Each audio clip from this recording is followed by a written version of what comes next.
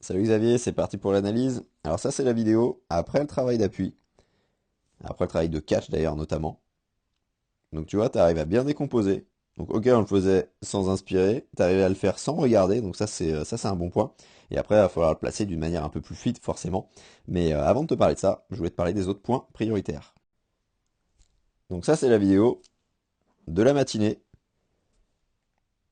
Donc la première chose à faire, ça va être de chercher à poser ta nage. Non pas que avoir de la fréquence, ça soit un souci, c'est juste que pour sentir un peu mieux tes appuis, va falloir nager avec moins de cadence dans un premier temps, donc nager tranquille, nager plus cool. Et pour nager plus cool, il faut savoir tout simplement quoi faire. Et pour ça, ce que tu avais bien ressenti sur la journée, forcément, faut le garder. Et là, je vais te parler de certaines choses que tu as bien ressenties, c'est sûr, aussi dans cette vidéo. Donc, on va commencer par quoi? Par avoir des retours aériens un peu plus en contrôle. Parce que là, tu vois, en gros, tu balances les bras vers l'avant. Donc, c'est bien, c'est que c'est vers l'avant. Ça, c'est déjà une bonne chose. Il va falloir chercher à faire, tu vois, aucun bruit. Tu me parlais de bruit pour accélérer l'entrée du bras. On va commencer à l'inverse. On va commencer vraiment à poser ton bras dans l'eau, à poser ta main dans l'eau, de manière à ce que, tu vois, toutes les bulles qu'on peut voir à certains moments, tu vois, au niveau de tes mains, il y en ait plus. Donc, au niveau visuel, si tu veux regarder, tu peux regarder si les bulles elles passent. Là, quand ta main passe au-dessus, enfin plutôt sous ton corps, et ce que tu peux écouter, c'est est-ce que ton bras il fait du bruit? S'il fait du bruit, ralentis dans un premier temps. En tout cas, ça se fait quand tu nages tranquille. Vraiment, cherche à poser ton bras dans l'eau, à poser à l'entrée par les doigts doucement, tranquillement. Et pour ça, l'exercice qu'on avait fait avec main au bonnet peut très bien s'intégrer en plus, de vraiment prendre le temps avant d'engager le bras et d'avoir le contact épaule au visage devant. D'accord? On est vraiment sur tranquille sur le retour et notamment sur tout ce qui est la partie avant, donc tout ce qui est la partie entrée de bras, de vraiment chercher à mettre le bras pour le contrôler, pour derrière réussir ce que tu as vu sur la vidéo juste avant, ce que tu as réussi sur le catch, parce qu'il faut absolument contrôler son bras pour réussir une bonne prise d'appui et derrière une bonne propulsion en direction des pieds. Donc ensuite, après avoir fait ça, on va chercher à ramener la main en se servant du coude. Ça veut dire que à la sortie du bras, tu cherches à sortir la main de la poche, c'est le coude du coup qui va emmener la main, tu vois, alors que là c'est la main qui se met tout de suite devant. D'abord c'est le coude qui va emmener, quitte à faire un peu de long gélo tranquillement, en ralentissant. Déjà ça t'aura bien aidé ce que tu as fait juste avant en contrôlant ce que tu fais. Et ensuite par contre, on va chercher ce truc d'accélérer l'entrée de bras, pour accélérer aussi le mouvement qui va être sous l'eau, enfin pour surtout en fait accélérer le mouvement aussi qui va être sous l'eau, et te propulser un peu plus. Et en faisant ça, tu peux écouter ce que tu fais et vraiment là faire du bruit. Faire du bruit, mais par contre après avoir fait du bruit, on laisse pas le bras directement aller vers le fond de la piscine pour chercher tout de suite un appui. On va chercher à glisser. Donc on va chercher quoi? On va chercher le contact épaule au visage. Donc ce que ça donne, si je regarde la vue de face, c'est qu'il faut que tu prennes le temps de te tourner, même si là il y a déjà un roulis forcément, mais il faut que tu prennes le temps d'avoir ce contact épaule au visage, alors que là tu vois, voilà, on voit les bulles, on voit que c'est tombé directement, et on voit que l'épaule en fait elle avance plus. Alors que tu arrives à avoir un retour aérien vers l'avant, tout de suite le bras il rentre dans l'eau, boum, il va vers le fond. Ce qu'on veut c'est qu'il aille vers l'avant, et ensuite, il y a les constructions du catch, plus ou moins, peu importe, mais en tout cas que ça aille vers l'avant pour tirer plus facilement vers l'arrière. Donc il faut le contrôler. D'accord? Donc il faut bien dissocier en fait tout ça, c'est pour ça qu'on a fait le truc de poser vraiment ta nage, de poser l'entrée du bras dans l'eau, avant de chercher l'accélération. Donc pour ça, un exercice qui a bien aidé, c'est celui où on se servait là, du thé là, qui est juste là, voire où on s'arrêtait en soleil à chaque mouvement.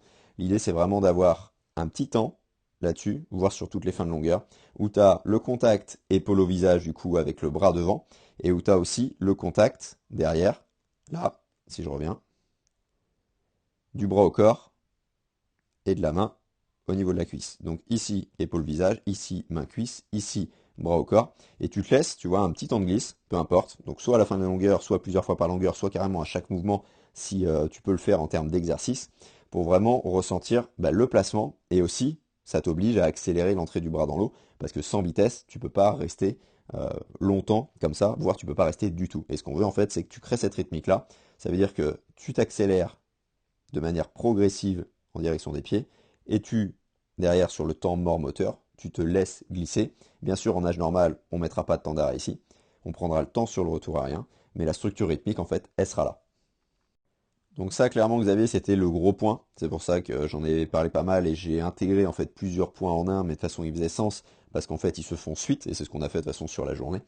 Et Le deuxième point, il est sur le corps projectile. Donc ce qui est bien, c'est que tu as la nuque qui est bien placée. Cherche vraiment à rester immergé de manière à ressentir vraiment une super horizontalité et les talons en surface à chaque battement. Ok, là en fait t'en es pas loin, donc ça suit, c'est cool. Mais le fait de chercher cette immersion reste bien auto-grandi. Donc la nuque en avant, le double menton, de manière à te rendre de plus en plus indéformable. Donc ça veut dire à rester aligné de la tête aux pieds malgré le roulis, malgré l'inspiration, malgré tes poussées en fait avec tes bras, malgré tout ça, quoi. On te rend un peu plus gainé, si on peut dire ça, en termes classiques, tout simplement. Gainé de manière dynamique. Ensuite, toujours au niveau projectile, là tu vois, tu tournais les bras, et sur l'inspiration, ben là regarde clairement, là ça t'équilibre, t'appuies vers le bas, ton bras il part un peu aussi là à l'extérieur, et ce qu'il va falloir faire, c'est le garder un peu plus, tu vois, en projectile, pour recréer de la vitesse derrière. Donc je pense que déjà le point 1, il t'aura donné des billes là-dessus, et ça sera plus du tout où il est actuellement, ça sera beaucoup mieux, beaucoup plus projectile, mais on va renforcer tout ça. Donc le repère qu'on avait fait épaule au visage avant l'inspiration, pour ça il est vachement bien. Donc en gros, ça va décaler un peu le temps inspiratoire, mais peu importe. Mais par contre, ça va t'obliger à ressentir la contraction au niveau des épaules, au niveau des deltoïdes, pour maintenir ce bras en projectile devant. Donc l'exercice aussi soleil dont je te parlais avec l'été, avec les fins de longueur, il va aussi te servir à ça. Ça, c'est clair et net. Mais le fait de le refaire dans une nage un peu plus normale, ça va permettre de le transitionner vers justement ta nage à cette allure-là, à ta nage à allure soutenue, à allure de course.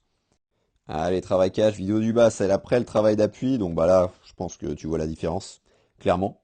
Donc ce qu'on cherche à faire, c'est pas forcément être aussi robot qu'ici, mais ça c'est un exercice ou un éducatif, t'appelles ça comme tu veux. Mais ce qu'on cherche à faire surtout, c'est faire beaucoup mieux qu'en haut, à tes allures.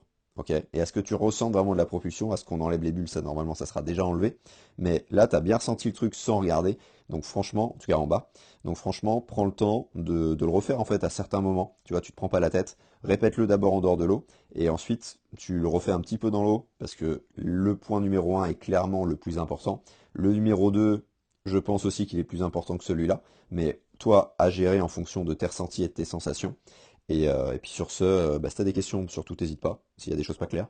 Et je te souhaite une bonne progression, mais vu ce que tu as ressenti sur le stage, bah, tu perds de là, et puis tu ajoutes les trucs petit à petit. Allez, ciao.